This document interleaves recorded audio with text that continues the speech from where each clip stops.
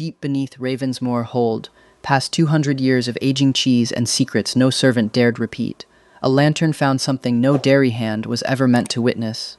The fiercest alpha king in the Alps, crowned and trembling, his head sealed inside a wheel of soft mountain cheese, like a man caught red-handed in his own shame.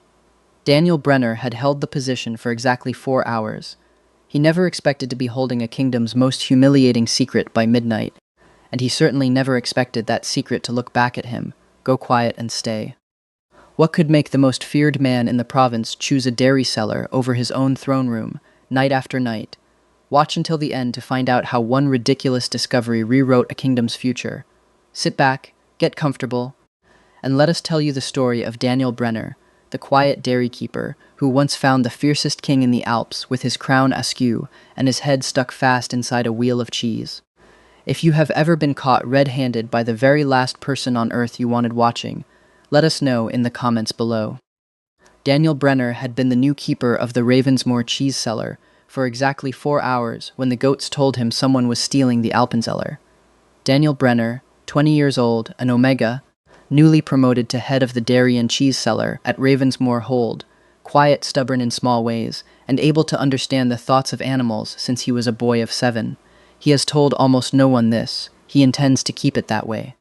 "He comes most nights now," said Leo, the elder nanny goat, without looking up from her hay. Leo had opinions about everything and shared most of them. Not only the bright ones, fat pale thief, smells of candle smoke and unhappiness, takes the soft cheeses first because he has no patience for the hard ones. "A person," Daniel said carefully, "cannot fit through the cellar hatch." "I did not say person," Leo said. "I said thief." Daniel picked up his lantern and went down into the cellar anyway, because 4 hours into a new position was not the time to discover his stores had been raided, and because arguing further points of grammar with a goat rarely ended in his favor. The cellar of Ravensmoor Hold ran deep under the west wing, cut straight into the mountain, cold and damp and fragrant with 200 years of aging wheels. Lantern light slid over shelf after shelf of pale gold rounds, each one wrapped in cloth and stamped with the year. Somewhere below the third landing, something large exhaled. Daniel stopped on the stairs. It was not a person's breath. It was too deep, too slow, moving too much air. He crept down another step, lantern raised, and found the Alpha King of Grindelwald, sprawled on his side across the low storage bench at the cellar's far end. Not among the aging shelves themselves, but in the small straw-floored alcove Daniel's predecessor had always kept for turning wheels and airing cloth, well clear of anything that could spoil. His head, however, had gone exactly where it should not have, wedged, quite thoroughly, inside a hollowed-out young cheese called a Frühlingslaib, soft enough at this age to give way around a determined nose and not nearly soft enough to let go of one again. He was enormous. In wolf form he filled the little alcove wall to wall, silver-white fur catching the lantern light like frost on a window pane, a body built for war and winter, currently defeated by dairy. His crown, a simple circlet of pale gold, worn even in his other shape, because a king apparently could not be parted from it, even while committing a crime, had slipped down around his muzzle and was doing nothing at all to help. He froze. Daniel froze. The cheese did not move because it could not, because it was doing an excellent job of being a cheese. "Your Majesty," Daniel said, in the flattest voice he owned, "is that meant to be a hat?" A muffled, deeply offended growl answered him from inside the Frühlingslaib. Behind Daniel, up near the hatch, Leo's voice arrived pleased and merciless in his mind. "I told you. Fat, pale thief. Do not call the king fat," Daniel murmured. "He has cheese for a face right now. I will call him what I see. The wolf's ears, what could be seen of them, flattened low and mortified, pinned back against the rind." He tried, with what dignity remained available to a sovereign currently wearing dairy as a helmet, to shake it loose. The bench rattled. 6 wheels of Emmentaler tumbled off the shelf above and thundered down the stone steps like a runaway avalanche. And somewhere far above, a scullery maid screamed that the mountain was collapsing. Daniel set down his lantern, walked forward before he could think better of it, and took hold of the cheese with both hands. "Hold still," he said. "Pulling against it will only tighten the rind." The wolf went very still. Under Daniel's palms, through white fur gone damp with cheese and shame, he could feel a heartbeat going far too fast for a creature that size, and something in Daniel's chest, some careless, unwise thing, softened at the feel of it. The way a king's pulse could race just like anyone's when caught red-pawed at midnight.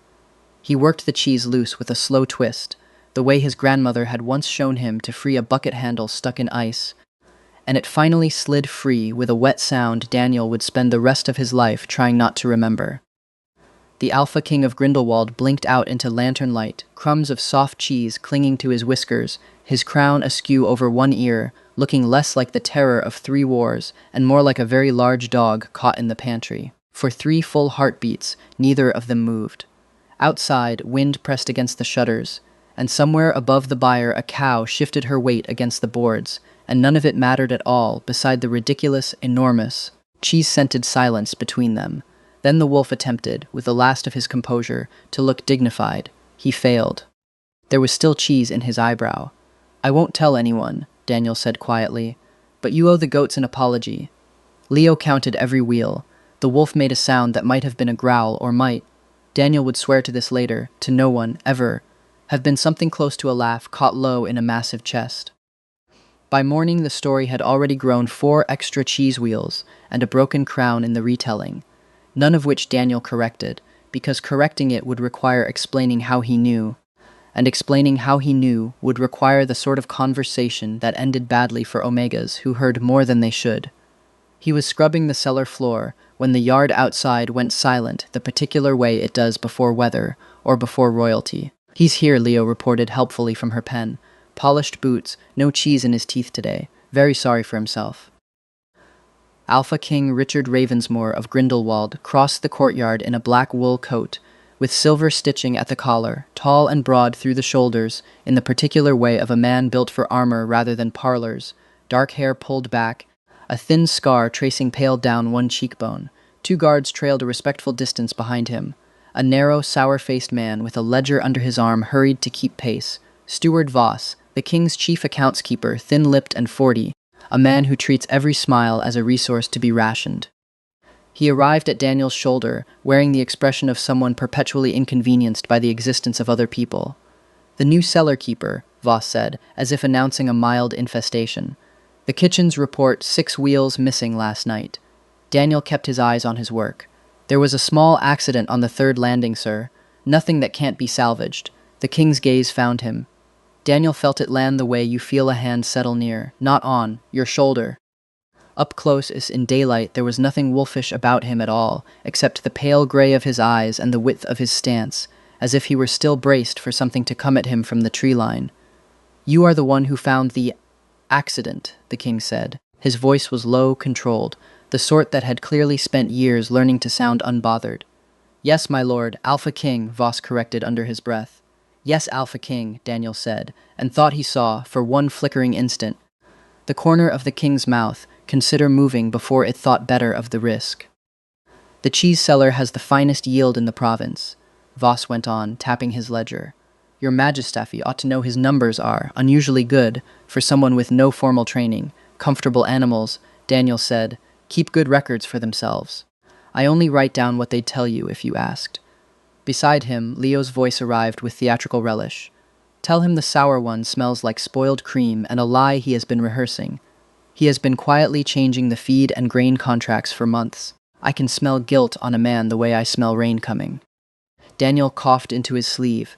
The king's gray eyes sharpened instantly onto him, missing nothing, the way a hunter notices the one branch that moved wrong in an otherwise still wood. "You're unwell?" "Dust, Alpha King," Daniel said. "The cheese cellar collects dust in strange places." "Strange places," the king repeated, very evenly, and looked, for exactly 1 second, no longer, toward the 3rd landing, where 6 wheels of Emmentaler still sat stacked crookedly against the wall as evidence. He knew that Daniel knew. Daniel knew that he knew that Daniel knew. It was, Daniel thought, going to be a very long employment. "See that the figures remain impressive," the king said finally, and turned to go, coat sweeping the stone floor behind him like something out of an old ballad nobody had told him he resembled. "I intend to, Alpha King," Daniel said to his retreating back, and only once the courtyard had emptied did he let himself laugh, one helpless huff of air, hand pressed over his mouth, while Leo pronounced smugly in his mind that she had never once been wrong about a smell in her entire life, and that the sour steward would prove it soon enough. Not every shift comes with the moon. Daniel would learn this properly only later, but he suspected it that very week. that an alpha as old and as tired as Richard Ravensmore could slip into fur on an ordinary Tuesday if the weight of being a man for too many days running finally became more than he could carry. The full moon simply made the choice for him, whether he wanted it or not. The rest of the month, it seemed, he made the choice himself, usually badly, usually at midnight, usually somewhere near a cheese cellar. 3 weeks passed before the true full moon rose again over Grindelwald, round and heavy and silver above the peaks, the kind of moon that pulled at the whole valley and left no alpha any choice in the matter at all. Daniel had spent those 3 weeks telling himself the cellar visits, 3 or 4 nights scattered loosely through the month, meant nothing beyond a king who'd found a quiet place to think. He had also, against every reasonable instinct he owned, started leaving the hatch unlatched on the nights he suspected he might come. He told himself it was only practical. A sovereign wedged in cheese twice in one season would be a disaster for the province's dairy contracts. He told himself several other things too, none of which explained why he'd swept the little straw alcove especially clean, or why he'd set out a shallow dish of soft, fresh curds where a very large creature might find them without having to destroy anything to get there. "You are feeding him," Leo observed, unbearably pleased with herself. "Like a stray. I am protecting the inventory. You put out the good curds." Daniel did not dignify that with an answer. On the night the true full moon rose, the wolf came near midnight, easing the hatch open with his nose, careful in a way that told Daniel he'd practiced the movement more than once since the last disaster.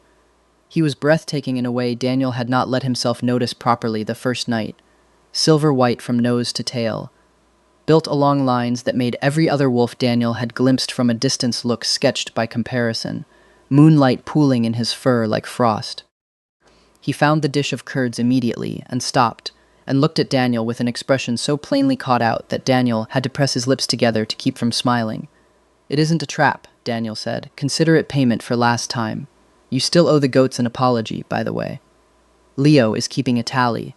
The wolf's ears flicked at the name, half amused, half wary, and he came forward with the wary dignity of someone accepting a bribe he was fully aware was a bribe.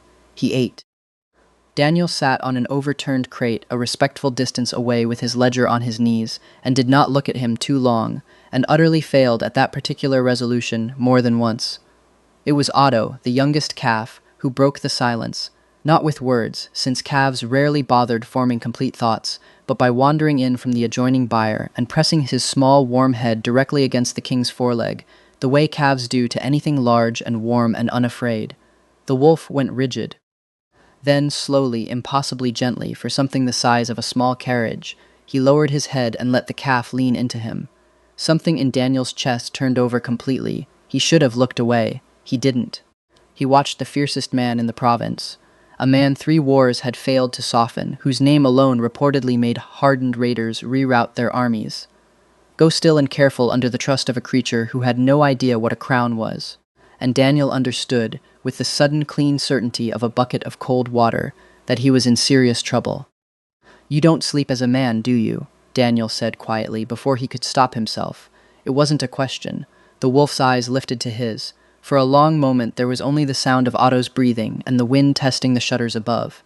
Then, so low Daniel almost missed it under the rustle of straw, the king spoke, voice rough with disuse, half swallowed by the animal shape it came from, but a voice all the same.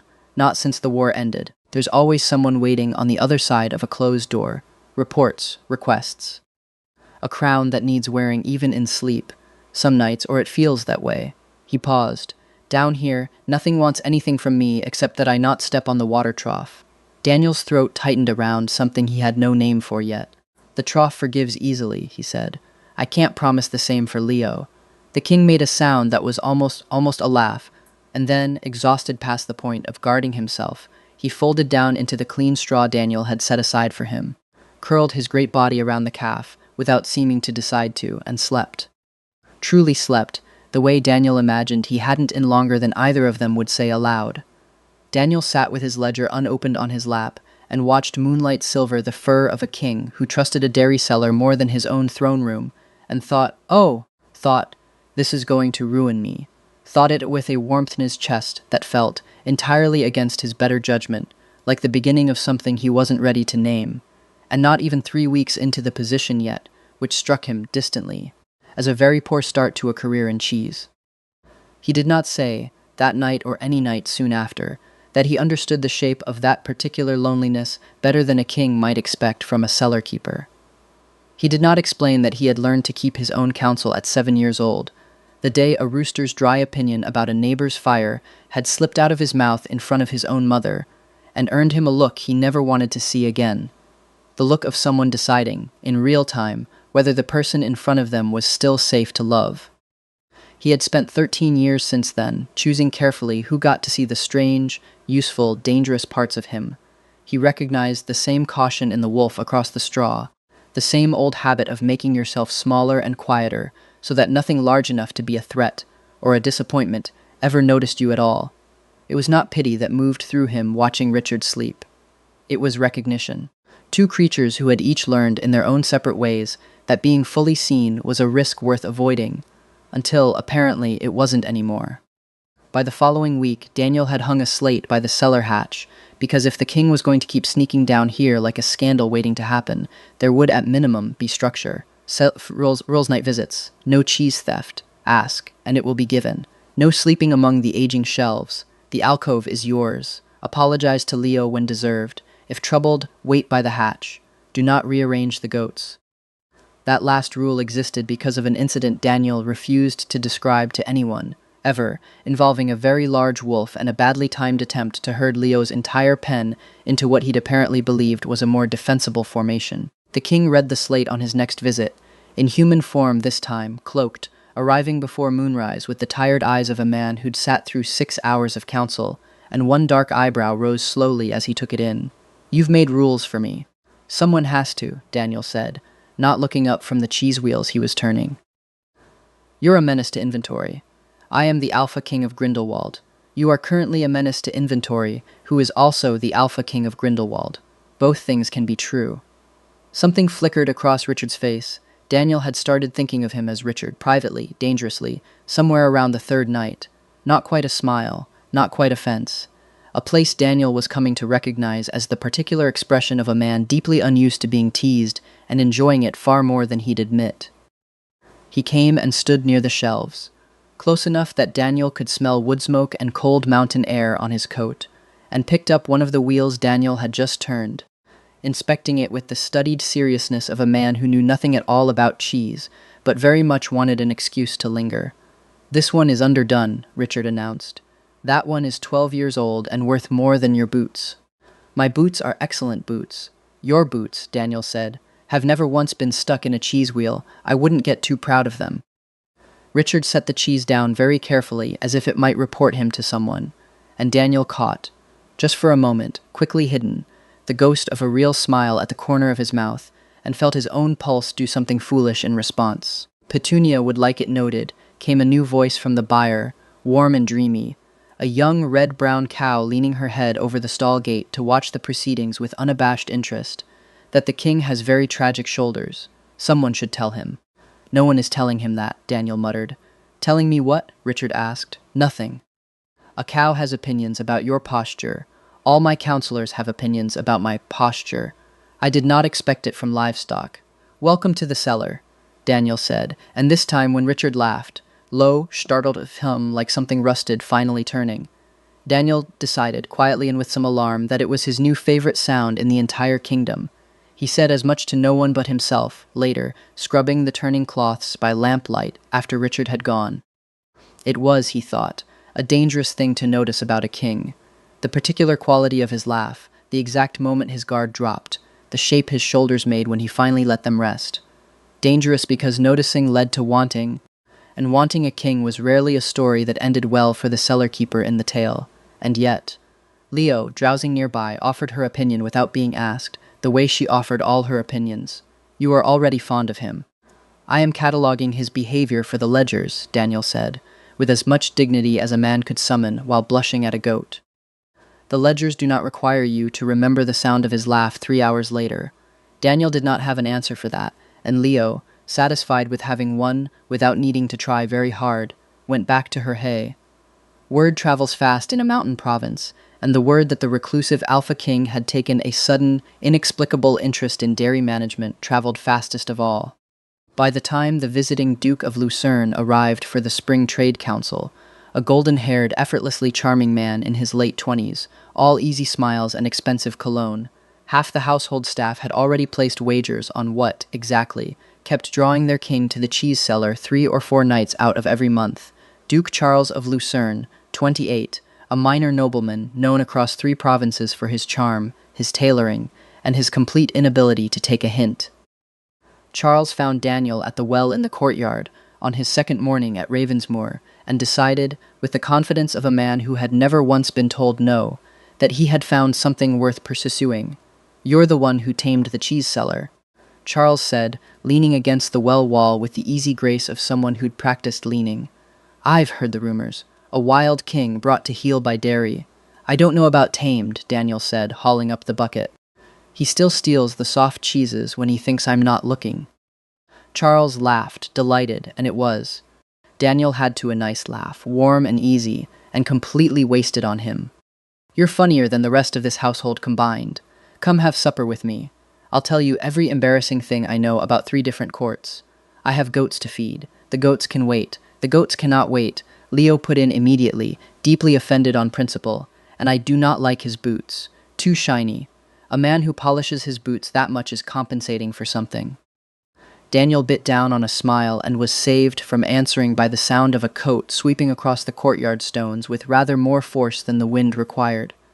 Alpha King Richard Ravensmoor arrived the way weather arrives, suddenly, and with everyone straightening up to meet it. His eyes swept the scene. Daniel at the well, Charles leaning entirely too close, the bucket forgotten between them. "Duke Charles," Richard said, in a voice that could have frosted the well water. "I trust the guest quarters are adequate. More than adequate, Your Majesty. Though I confess I've found the company here far more interesting than the accommodations."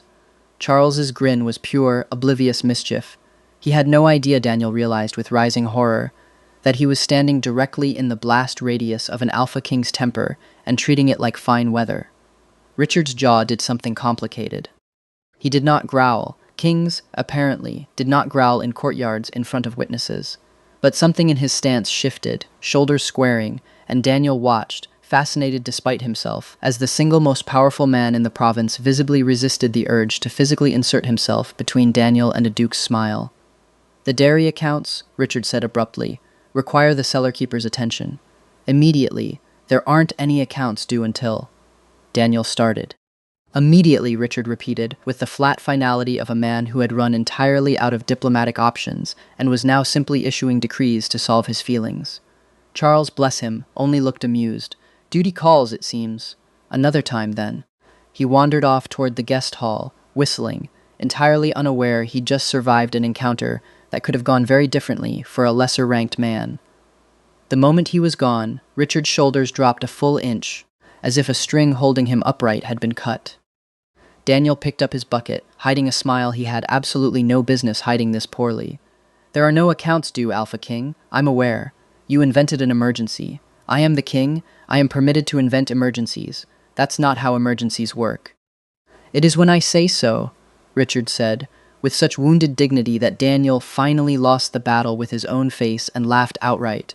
And Richard, caught somewhere between embarrassment and something warmer, looked at him like a man discovering, against every plan he'd ever made for his life, that he had absolutely no defense against that sound. "Petunia," came the inevitable commentary from the buyer, "would like it noted that jealousy suits him." Tragic shoulders and jealousy. A devastating combination. No one asked Petunia, Daniel said, and did not disagree. The Trade Council's welcome dinner that evening proved little better. Charles, seated 3 places down from Daniel, purely by the whim of an overwhelmed seating chart, spent the meal in genuinely delightful conversation about cheese exports, mountain roads, and, entirely without malice, which somehow made it worse, the various merits of every eligible Omega he'd met across 3 provinces. Daniel apparently included on that list whether he liked it or not. Richard, seated at the head of the table where protocol demanded he remain, ate almost nothing. Daniel watched him cut the same piece of venison into progressively smaller pieces for the better part of an hour without once lifting it to his mouth, his eyes flicking down the table every time Charles laughed, which, Daniel noted with some satisfaction, was often because Charles laughed at everything, including his own jokes, entirely without regard for what it was doing to a king's composure 3 seats away. When the meal finally ended, Richard reached Daniel before Charles could, appearing at his shoulder with the particular urgency of a man executing a plan he had not fully thought through. "Walk with me," he said. "I require your assessment of the east wall. There's nothing wrong with the east wall." "There will be," Richard said. "If I have to sit through one more course listening to a duke discuss omegas, as though he were reviewing livestock at auction," and Daniel, laughing despite every attempt not to, let himself be steered out into the cold night air, where Richard stood with his hands clasped tightly behind his back, and did not, in the end, say anything about the east wall at all, only stood beside him under the stars, shoulder nearly touching shoulder, until his breathing evened out and the tension left his jaw one slow degree at a time. The Spring Trade Council brought more than one duke to Ravensmoor.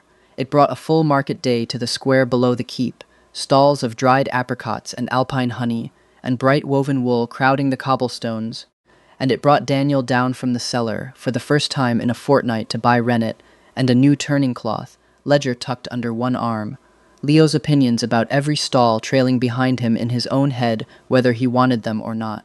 That man is selling watered honey. That woman's cheese is inferior to ours and she knows it. Buy the red apples. The green ones are for people who have given up on joy. He did not expect to find the Alpha King of Grindelwald standing at a wool stall in the middle of it all, out of his usual coat and into something plainer, attempting, with the grim determination of a man storming a fortress, to purchase a scarf. "You're doing it wrong," Daniel said, arriving at his elbow before he'd fully decided to.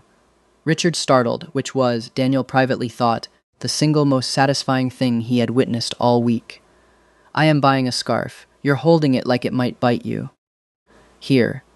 Daniel took it from his hands, folded it properly, and held it up against the gray wool of Richard's shirt to check the color, an entirely practical gesture that put them close enough that Daniel could smell cedar and cold air on him, and that made the stallholder, an older woman with sharp eyes and no patience for royalty pretending to be ordinary, smile in a way that suggested she knew exactly who she was serving and found the whole scene enormously entertaining. "It's for Otto," Richard admitted, with the particular stiffness of a man confessing something he considered beneath him, and could not, in fact, stop himself from doing anyway. "The nights are getting colder. Calves feel the cold." Daniel looked at him for a long moment. This man who commanded armies and terrified visiting lords, and had, apparently, walked half a mile down a mountain in a borrowed shirt to buy a scarf for a cow, and something in his chest ached in a way that had nothing to do with amusement at all. "You could simply have it sent," Daniel said, softer than he meant to. "I wanted to choose it myself."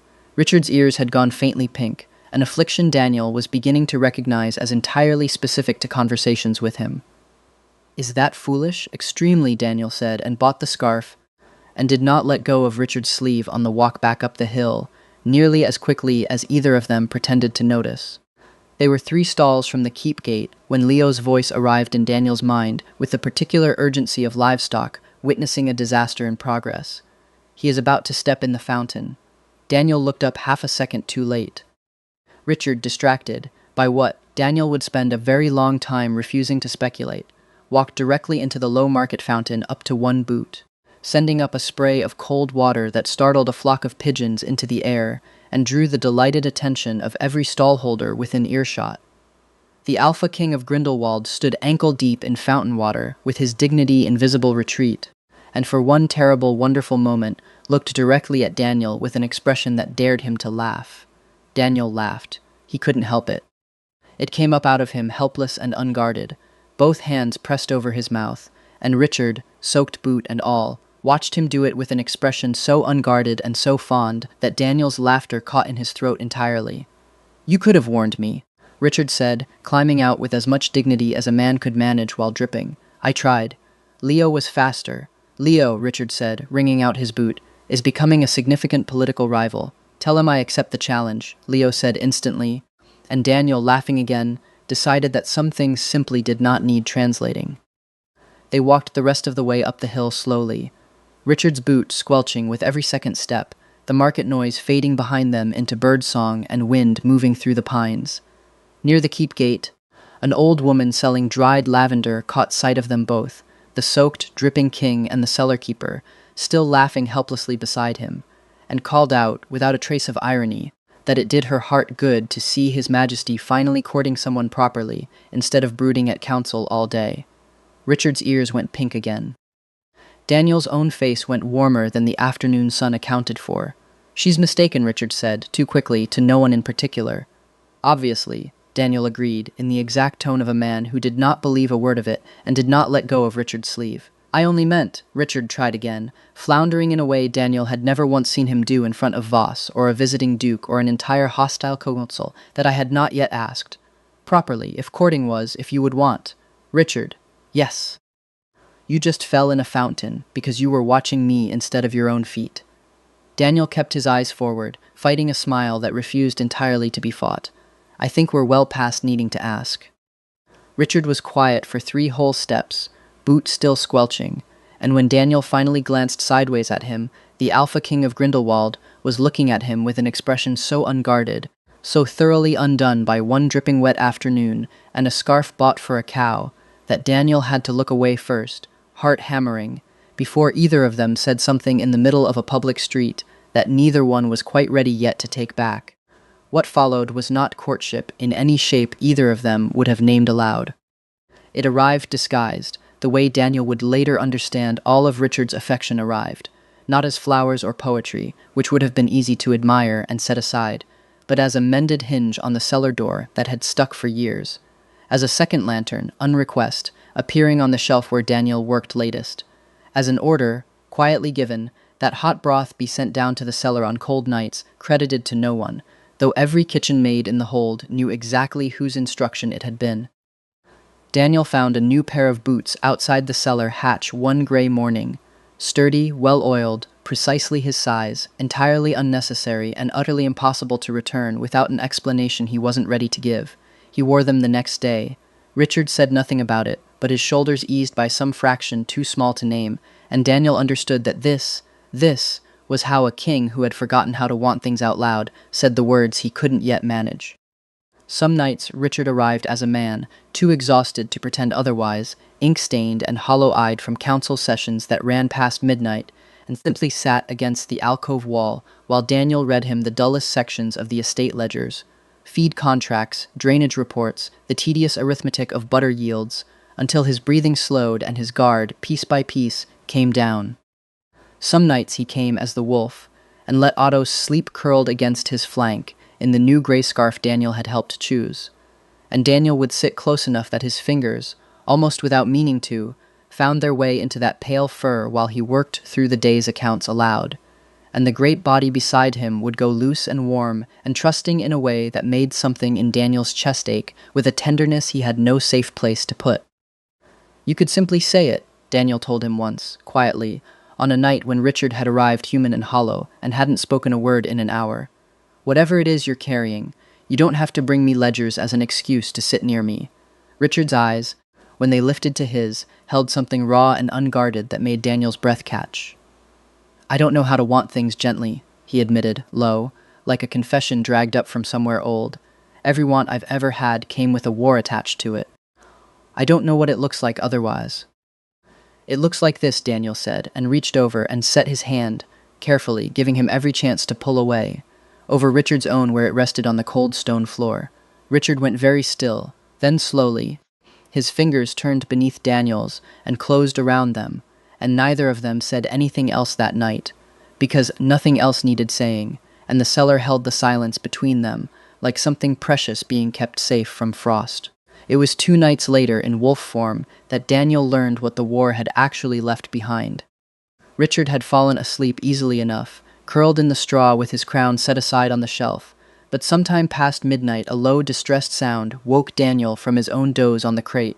Not a growl, not quite a whine, but something caught between the two, his great body twitching, one paw scrabbling uselessly against the stone as if trying to run from something only he could see. Daniel did not think. He simply moved, kneeling in the straw beside him, one hand settling flat against the broad plane of his ribs, where his heart hammered far too fast beneath the fur. "You're in the cellar," Daniel said quietly, steady, the way he might gentle a spooked heifer. You're at Ravensmoor. It's Daniel. You're safe. The wolf's eyes opened, wild and unseeing for one terrible heartbeat, before they found Daniel's face, and the fight seemed to drain out of him all at once, leaving him trembling instead, pressed close against Daniel's knee, like something that had forgotten for a moment how to trust the ground beneath it. Daniel did not ask what he had seen. He suspected from the scar and the silences, and the way Richard's hand sometimes went still over old paperwork bearing certain years, that he already knew the shape of it well enough without details. A war that had cost more than borders, fought by a king too young to have chosen it and too proud to say so afterward. He simply stayed, fingers moving slow and steady through white fur until the trembling eased, until Otto, woken by the disturbance, crept close and added his own small warmth to the pile, until the great body beside him finally fully relaxed. "Thank you," Richard said later, once dawn had grayed the high windows and he had shifted quietly back to himself, voice rough, refusing to meet Daniel's eyes. "You didn't have to stay, I know," Daniel said simply. "I wanted to." Richard looked at him for a long moment, something fragile and astonished moving behind his eyes, as though being wanted, not needed, not useful, simply wanted, was a language he was only now, slowly, beginning to learn to read. It was Leo, in the end, who uncovered the theft in full. Leo, who claimed she had known from the very first week that Steward Voss smelled of spoiled cream and a guilty conscience, and who had simply been waiting for someone to ask her properly. "He changes the grain orders after they're signed," she told Daniel one bright morning, chewing with the slow satisfaction of a creature who has been right for months and finally gets to say so. "Buys the cheapest feed the valley sells. Bills the estate for the good Highland feed, keeps the difference in coin. Ask any goat who has eaten this season's mash. We know the difference. Our stomachs are not easily fooled." Daniel spent 3 days cross-referencing feed deliveries against Voss's ledgers, matching the coarse, dusty grain the herd had actually been eating against the fine Highland stock the steward had billed the estate for, and found, exactly as promised, a gap in the numbers wide enough to explain both the steward's suspiciously fine new coat and the herd's suspiciously poor spring condition. He brought the evidence to Richard on a night when the moon hung thin and waning, and watched the king's face go cold, and still in a way Daniel hadn't seen since the courtyard with Duke Charles. Not jealousy this time, but something harder, older. "He's stolen from my people for 2 winters, Richard said quietly, reading the figures Daniel had painstakingly assembled. "From animals that cannot testify for themselves, from a household that trusted him with their bread." "He'll deny it," Daniel warned. "He'll say the numbers are a cellar-keeper's fantasy. That I have no standing to accuse a steward, then we will not let him say it quietly." Something settled in Richard's jaw, decisive and final. "The midsummer banquet is in 4 days. Every noble family in the province will be present. Voss will answer for this in front of all of them, and so," he paused, and for the first time all evening, something almost nervous crossed his features. "So will I, for several other things I have been putting off far too long." Daniel's pulse skipped. What other things? But Richard only shook his head, the ghost of that rare smile touching his mouth, and refused, infuriatingly, to say another word about it. Voss, for his part, seemed to sense something closing in around him in the days that followed. He appeared in the cellar doorway 2 mornings before the banquet. Ledger clutched to his chest like armor, his usual sourness sharpened into something closer to fear. "Whatever you believe you've found," he said, without preamble, "I would think carefully before presenting it in front of the entire province. Accusations against a steward of my standing, made by a cellar-keeper of no standing at all, tend to reflect poorly on the accuser. I've checked the numbers 4 times, Daniel said evenly, not looking up from the wheel he was turning. They reflect poorly on you every single time. The king is fond of you now. That fondness will not survive scandal." Voss's voice had dropped, low and urgent. "Withdraw the ledgers. Say you were mistaken. I will see that your position remains secure. And we need never speak of this again." Daniel finally looked up. "You're offering me a bribe to hide a theft from animals who can't speak for themselves. I am offering you a choice," Voss snapped, "which is more than most people in your position are given." "I already have a choice," Daniel said quietly. "I'm making it right now. No." Voss's composure cracked for just a moment, long enough for Daniel to see, underneath the sourness, something smaller and more frightened than he'd expected. Before the steward turned on his heel and left without another word, his footsteps echoing too fast up the stone stairs for a man who still believed he had nothing to fear. The midsummer banquet hall blazed with candlelight. Every noble family within 3 days' ride gathered beneath silk banners the color of the mountains at dusk. Long tables groaned under roasted game and mountain cheeses Daniel recognized by rind alone, and somewhere above the noise a string quartet fought a losing battle against 200 simultaneous conversations. Daniel stood near the edge of it all in his one good coat. Feeling every inch the cellar keeper, he was among lords and duchesses who had never once smelled of hay, Duke Charles catching his eye from across the room with a wink that had mercifully long since stopped meaning anything more than friendly mischief. "You look like a man bracing for a battlefield," Charles murmured, appearing at his elbow with 2 glasses of spiced wine and handing one over without asking. "For what it's worth, I've watched him glance at this corner of the room 11 times since the first course. I stopped counting after that because it started to feel invasive. You're not helping. I never claimed to be helpful. I claimed to be observant." Charles's grin softened, unexpectedly, into something more sincere. "For whatever it's worth, Brenner, I liked you before I understood you were spoken for. I like you rather more now, watching you not care in the slightest that half this hall doesn't know what to do with you. Don't let them decide that for you." Daniel didn't have time to answer before the hall's noise shifted, dropped, gathered itself toward the dais the way a held breath gathers before a shout. Steward Voss stood pale and cornered before the dais, Daniel's ledgers spread across a table for every guest to see, his careful denials crumbling under the weight of 2 winters' worth of numbers that simply refused to lie. "The boy has fabricated," Voss began. "The boy," Richard's voice cut across the hall, carrying to the rafters without needing to be raised, "has produced the finest dairy accounts this province has kept in a generation, and has proven what my own stewardship failed to notice for 2 years. You will answer for the feed contracts, Voss, or you will answer for them to the magistrate. I find I no longer care which." A ripple of shocked murmurs moved through the hall. An elderly duchess near the front laughed outright, delighted, and called out that it was about time someone in this drafty castle noticed where the real work got done.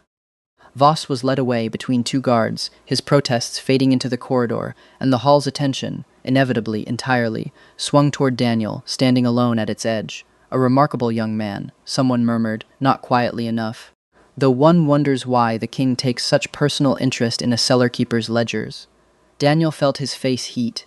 He had known, distantly, that this moment might come, that a king could not spend so many nights a month in a dairy cellar without someone eventually asking why.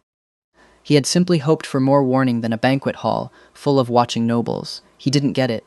Richard came down from the dais. He crossed the hall slowly, deliberately, every eye in the room following him, and stopped in front of Daniel, not shielding him, not standing over him, but standing beside him, in full view of every noble family who had ever whispered about the strange keeper of Ravensmoor's cheese cellar. "I owe this hall an honesty I have avoided for too long," Richard said, and his voice, though quiet, carried through the sudden stillness like a struck bell. "I have not spent so many of my nights in that cellar for the cheese, though I understand it is excellent. I have spent them there because Daniel Brenner is the first person in this kingdom who has looked at me. Not the crown, not the war record, not the alpha, and simply asked whether I was tired. No one has asked me that in 15 years. Daniel's throat closed entirely. "He found me at my most ridiculous," Richard continued, and there was, unmistakably, a thread of dry humor beneath the raw honesty now. "With my head stuck inside a wheel of soft cheese I had no business eating at that hour, and instead of fear or flattery, he informed me I owed the goats an apology. I have never in my life met anyone less impressed by me, and I have never in my life wanted anything more than to keep being unimpressive in front of him for the rest of my days." Somewhere near the back of the hall, a noble lady made a sound suspiciously like a sob of pure delight. Richard turned fully to face Daniel, and in front of 200 watching guests, in front of banners and candlelight, and every rank and rumor that had ever told Daniel he was too small for rooms like this, the Alpha King of Grindelwald reached out and took his hand. "I am not offering you a reward for good bookkeeping," Richard said, low now, meant only for him, though the whole hall strained to hear it. "I am asking, before every person who matters in this province, whether you would consider spending your nights with me on purpose, instead of by accident." For one suspended heartbeat, Daniel could hear nothing at all. Not the crackling hearth, not the held breath of 200 nobles, only the frantic, hopeful thunder of his own heart. You still owe Leo an apology, Daniel said finally, voice unsteady, eyes stinging. That has to happen first. Richard blinked. Then he laughed, really laughed, rough and startled and utterly unroyal, the sound Daniel had come to love more than any other in the world, and the hall, uncertain what exactly it had just witnessed, broke into confused, delighted applause. Yes, Daniel added, before Richard could recover. The answer is yes. Obviously, it's yes. I would have said so weeks ago if you'd simply asked instead of inventing emergencies. I am the king, Richard said, drawing him close, forehead dropping to rest against his. I am permitted to invent emergencies.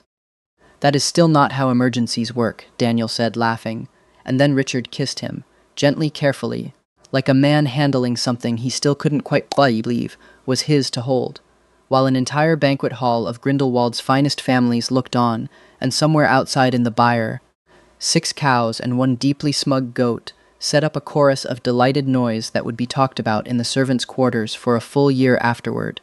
The days that followed the banquet brought changes no one at Ravensmoor had thought to prepare for. A new title arrived before a new office did, overseer of livestock and dairy for the whole of the province, and with it a small stone room beside the cellar that had once held broken tools and now held ledgers, feed samples, and a chair the household carpenter had personally guaranteed would never wobble again, having been informed, with great and specific detail, of exactly what awaited him if it did. Not everyone welcomed it gracefully. A handful of lesser stewards muttered about Omegas rising above their station, about kings led astray by pretty faces and clever bookkeeping, about how quickly a cellar keeper had climbed once royal favor got involved. Daniel heard every word of it, because livestock were not the only creatures who talked too freely in front of someone they assumed couldn't understand them, and because gossiping grooms had never once considered that the geese in the courtyard understood every syllable and reported all of it back with considerable relish. He did not let it slow him. He rose before dawn as he always had. He still turned the wheels himself some mornings, out of habit more than necessity, because his hands missed the work even after his title had outgrown it. When he gave an order now, it was followed.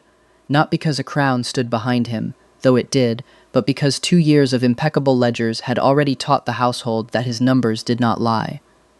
Richard, for his part, changed too, in smaller ways the court noticed before it understood.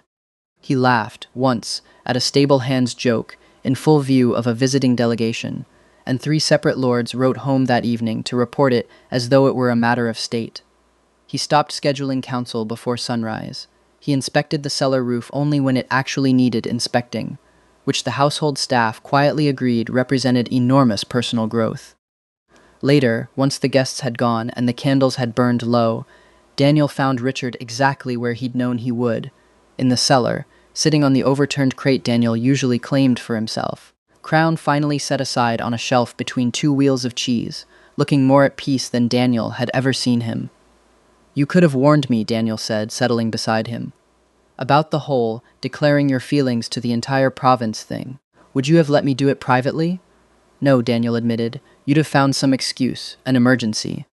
I am the king, Richard said, entirely unrepentant, and reached over to take Daniel's hand again, thumb tracing slow and careful circles over his knuckles, as if he still couldn't quite believe he was allowed. Some habits are worth keeping. From the byre, Leo's voice arrived, dry as ever, entirely unbothered by the romance unfolding 4 feet from her hay. He still owes me an apology. Tomorrow, Richard said, out loud this time, to Daniel's obvious surprise, and Daniel realized, with a warmth that spread all the way to his fingertips, that somewhere in the last month, without either of them quite noticing it happen, the King of Grindelwald had learned to listen for the things that mattered to him. You heard that? I've been listening to you talk to the animals for weeks, Richard admitted, mouth curving. I assumed it was rude to ask. You assumed correctly, Daniel said, and leaned into his shoulder, and above them the last of the waning moon slid behind the peaks, and the cellar, cold stone, aging cheese, one very content calf asleep in a gray scarf in the corner, held them both like it had been waiting all along for exactly this. They were married that winter in the small stone chapel below the keep, snow-banked, soft and blue against the windows, candlelight warming the old gray stone until it looked, for one afternoon, almost gold. Daniel wore a coat the color of aged cheese wax, which he found privately hilarious and told no one, and Richard wore his crown properly for once, no cheese anywhere near it, though he confessed afterward that he'd checked 3 times before leaving his rooms just to be certain. Leo attended without permission, having flatly refused to be left in her pen on what she considered, loudly and at length, a heard occasion of historic importance. She spent the ceremony offering a continuous, unsolicited review of the chapel flowers. Too much lavender, not enough clover, an insult to any occasion worth attending, while Petunia wept with theatrical joy from the chapel's open door, where cows were not, strictly speaking, permitted, but where no one that day had the heart to say so. Otto, still small enough then to fit through the door without incident, wandered up the aisle, halfway through the vows, and settled against Daniel's leg exactly as he had the very first full moon night. And Richard, mid-sentence, mid-vow, in front of the entire assembled nobility of Grindelwald, simply reached down and rested one hand on the calf's head without breaking stride, as though nothing in the world could have felt more natural.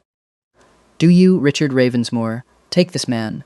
the old priest began, and got no further before Richard answered, low and certain and just a little too fast, "Yes," drawing soft laughter through the chapel and a look of profound, tearful satisfaction from Petunia, who informed the entire congregation afterward, and for weeks after that, that she had known his shoulders were tragic for a reason, and had simply been waiting for the world to catch up.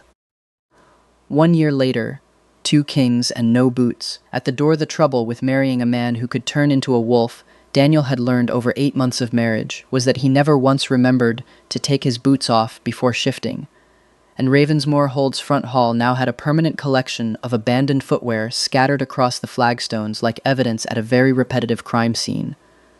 "Richard, I was in a hurry," came the muffled reply from somewhere in the cellar stairwell, followed by the unmistakable soft thump of a very large white wolf attempting to navigate stone steps designed for 2 legs, not 4.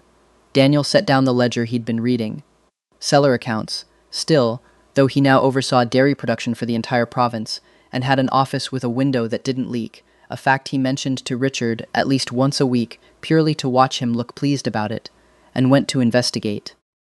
He found his husband wedged, with tragic familiarity, halfway through the cellar hatch, crown slightly askew, one ear caught on the door latch.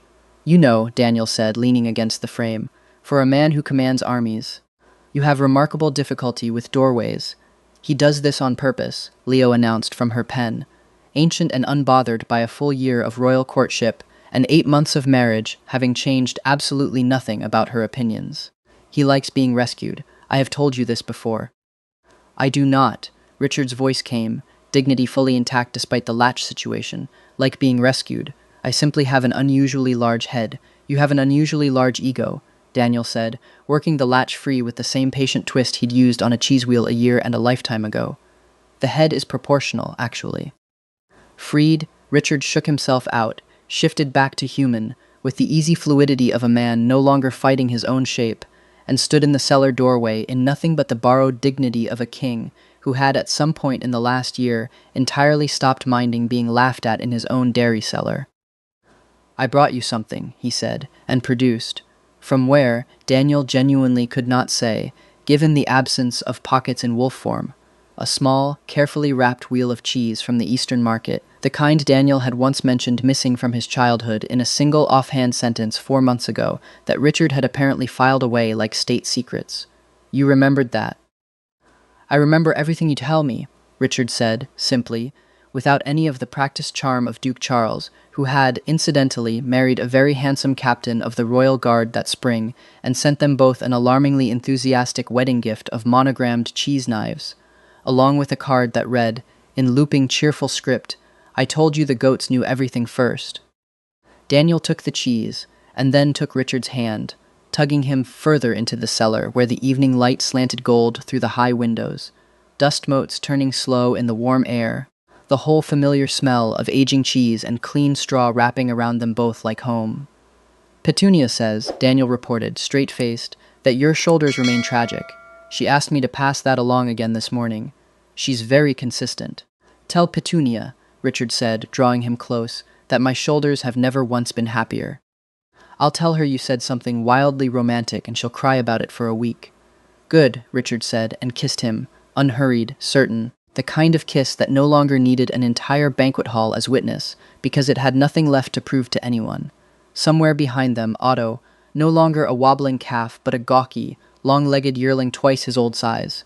The gray scarf, now comically small around his growing neck, knocked over a water bucket in what Leo insisted, with great authority, was a gesture of pure romantic approval. Petunia agreed loudly.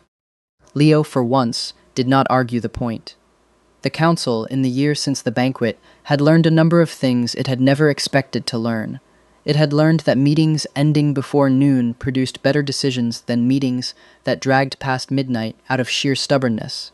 It had learned that a cellar keeper's opinion on grain contracts was worth more than 3 lords' combined guesswork. It had learned, above all, that the Alpha King of Grindelwald, feared across 3 provinces, unmoved by war or threat, or the sharpest tongues in any hostile court, could be rendered entirely useless by a single, unimpressed look from his own husband, and that no one, not even the boldest of visiting nobles, found this particularly safe to mention to his face twice. They did not have children, and neither man had ever wanted that particular kind of happy ending. What they had instead was this: a cellar full of cheese and complaint and warmth, a buyer of animals who had never once been impressed by a crown, a council that had slowly, grudgingly, learned to respect a cellar keeper's numbers as much as any lord's bloodline, and each other, chosen freely, in front of everyone, exactly once, and then again quietly every single day since. Richard still came down at odd hours when the crown grew heavy. He still forgot his boots. He still, on nights when the moon pulled hardest and gave him no say in the matter at all, curled into the straw alcove with his nose tucked near Daniel's knee, while ledgers were read aloud over him in a low, steady voice until his breathing slowed. Some habits, it turned out, were simply worth keeping. "You know," Daniel said later, when the cheese had been shared and the last of the light had gone violet over the peaks outside the high windows, "you never did give Leo that apology. Not properly. Not the very first time." Richard groaned, the particular long-suffering sound of a man who had genuinely hoped that debt might one day be forgotten and knew, with the weary certainty of a full year's marriage, that it never would be.